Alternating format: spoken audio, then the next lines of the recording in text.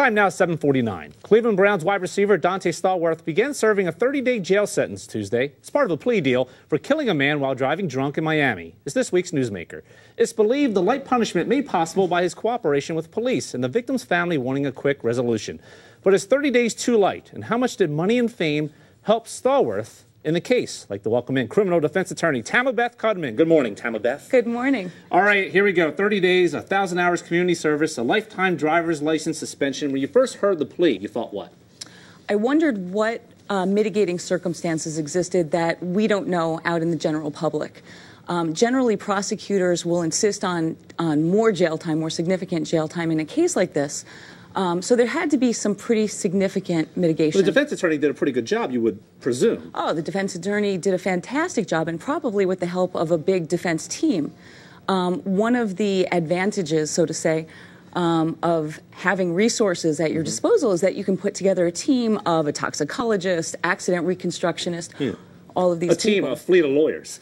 The guy Stallworth hit, 59-year-old Mario Reyes, was jaywalking. Now, how much did contributory negligence play a role in the plea deal? Well, probably significantly. And again, I want to come back to, it's not just a team of attorneys. There was only one attorney necessary here, but there would be a team of experts that would be in place. You'd have a toxicologist to analyze what the blood alcohol level was at the time of the accident. You'd have an accident reconstructionist who could look at the scene and say, well, this could have possibly have happened whether or not Mr. Stallworth was intoxicated. Yeah, Stallworth took a blood test, actually. I think he tested 1.2, so he's over the legal limit, but he wasn't grossly over the limit. No, and that was at the time of the blood test, not at the time of the accident. We don't know how much after the accident the blood test was taken. Now, Stallworth could have went to jail up to 15 years. How likely would Joe Blow have gotten this kind of deal, Tama Beth?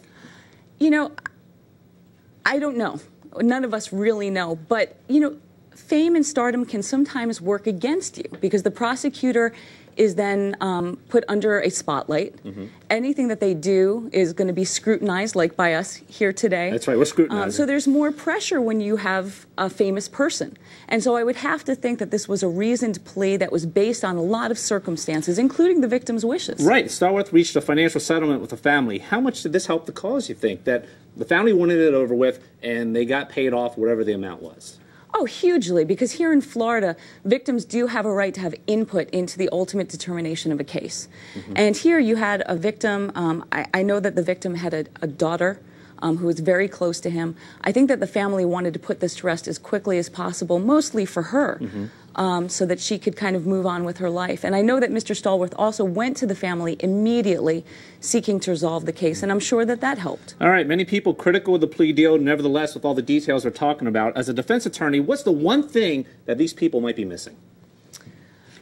Well, first of all, you know, we punish DUIs in Florida, as we should, because it is a terrible crime.